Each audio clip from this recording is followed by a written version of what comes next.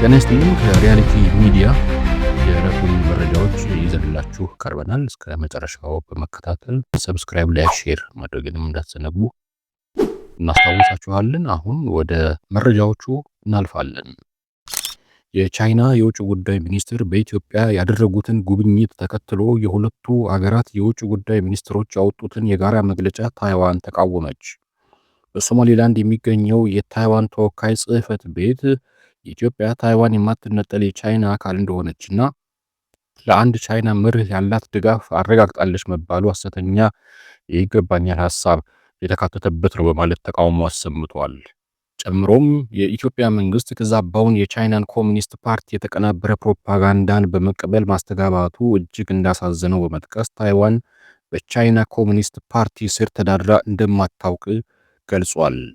በተባበሩት መንግስታትና በስሩ ባሉ ድርጅቶች ውስጥ ጭምር ቻይና እንደማትወከል በማስታወስ የትኛውም ሀገር የታይዋንን ህልውና የመካድ መብትም ሆነ ስልጣን የለውም በማለት ኢትዮጵያ ያንጸባረቀችውን አቋም ተቃውሟል። አክሎም የኢትዮጵያ መንግስት በጭፍን ቻይናን መከተል እንዲሁም ቻይና ቀጣናዊ ሰላምንና መረጋጋትን ለመጉዳት ሆን ብላ የምታሰራጨውን ሐሳብና ድርጊትን መቀበል እንዲያቆም ጥሪ አቅርቧል።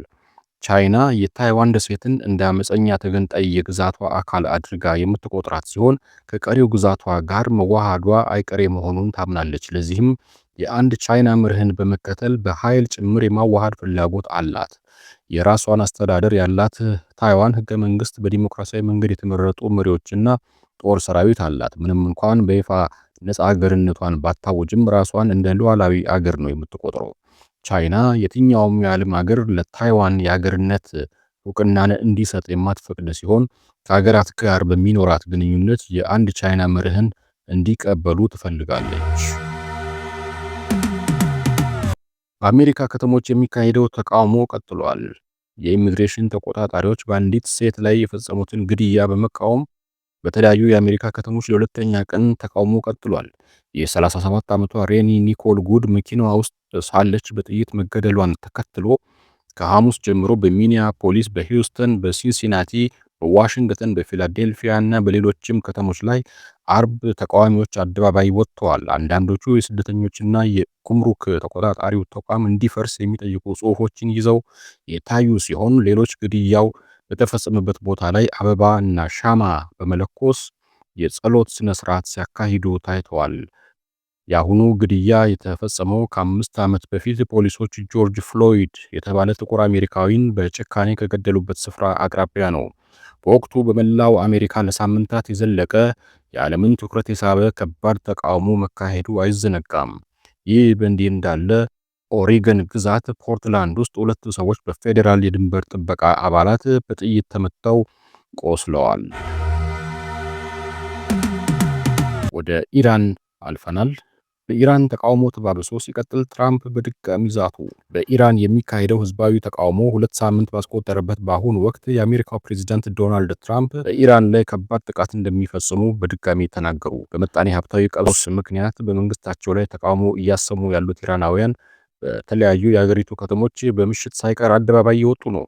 በተቃውሞ ወቅት የጸጥታ ኃይሎች በሚወስዱት እርምጃ የሚገደሉ ሰዎች ቁጥር በየዕለቱ እየጨመረ ወደ 40 መድረሱን መብት ተቆርቋሪ ቡድኖች እየተናገሩ ነው። ትራምፕ ይህ የመንግስት እርምጃ የሚቀጥል ከሆነ ጣልቃ እንደሚገቡ ባለፈው ሳምንት አሳውቀው የነበረ ሲሆን አሁንም የኢራን ባለስልጣናት ተቃዋሚዎችን የሚገድሉ ከሆነ ክፉኛ እንደሚመቱ ዝተዋል። በተቃውሞዎች ወቅት እንደሚያደርጉት ሁሉ ሰዎችን መግደል የሚጀምሩ ከሆነ ክፉኛ እንደምንመታቸው መንገር አለብኝ ሲሉ በአንድ የአሜሪካ ሬዲዮ ዝግጅት ላይ ተናግረዋል። ፕሬዚዳንቱ ጨምሮ ማስተዳደራቸው በኢራን ያለውን ሁኔታ በቅርበት እየተከታተለው መሆኑንና አሁን ከምናገረው በላይ አጽንኦት መስጠት የምፈልገው ተቃዋሚዎችን የሚገድሉ ከሆነ እጅግ የከፋ ቅጣት ይከተላቸዋል በማለት የሀገሪቱን ባለስልጣናት አስጠንቅቀዋል። ከአረብ ሀገራት ጋርና ከቱርክ ጋር ሆነን እስራኤልን እናስወጣለን ሲሉ የሶማሊያው ፕሬዝዳንት ዛቱ። የሶማሊያው ፕሬዝዳንት ከአረብ መንግስታት ጋር እና ከቱርክ ጋር በመሆን እስራኤልን ከአፍሪካ ቀንድ እንደምታስወጣ ተናግረዋል። ፕሬዝዳንቱ በቴሌቪዥን በተላለፈ ንግግራቸው እስራኤል በአፍሪካ ቀንድ አካባቢ ወታደራዊ መስፋፋት እያደረገች ነው ሲሉ ከሰዋል። እስራኤል ሶማሊያ የግዛቷ አካል አድርጋ ለምትቆጥራት ሶማሊላንድ እውቅና ከሰጠች በኋላ ይህንን ውሳኔዋን ለመቀልበስ መንግስታቸው አጋር ከሚላቸው ሀገራት ጋር በመተባበር እርምጃዎችን እየወሰደ መሆኑንም ተናግረዋል። እስራኤልን በፍልስጤማውያን ላይ ፈጽመዋለች ባሏቸው በተለያዩ ጉዳዮች የከሰሱት ፕሬዝዳንቱ ሶማሊያ አትወረርም፣ አትከፋፈልም በማለት ከአረብ ሀገራትና የቅርብ ወዳጇ ከሆነችው ቱርክ ጋር በመሆን ከአፍሪካ ቀንድ እንደሚያስወጣዋት ገልጸዋል። እስራኤል ከሁለት ሳምንት በፊት ሶማሌላንድ የሀገርነት እውቅና በመስጠት የመጀመሪያዋ ሀገር መሆኗን ተከትሎ ሶማሊያ ሌሎችን ሀገራትና ተቋማት ተቃውሟቸውን አሰምተዋል። ነገር ግን እስራኤል እውቅናውን የምትሰጠው ወይም ግንኙነት የምታደርገው በራሷ ውሳኔ ብቻ መሆኑን በመግለጽ በእውቅናዋ እንደምትጠና አሳውቃለች። ከቀናት በፊትም የውጭ ጉዳይ ሚኒስትሯን ወደ ሶማሌላንድ በመላክ ይፋዊ ጉብኝት አድርገው የተጀመረው ግንኙነት እንደሚጠናከር አሳውቃለች። ለሰዓቱ የተዘጋጀው ዜና ይህን ይመስላል። በሌላ መረጃዎች ተመልሰን እንመጣለን። እስከዛው በሰላም ቆዩ።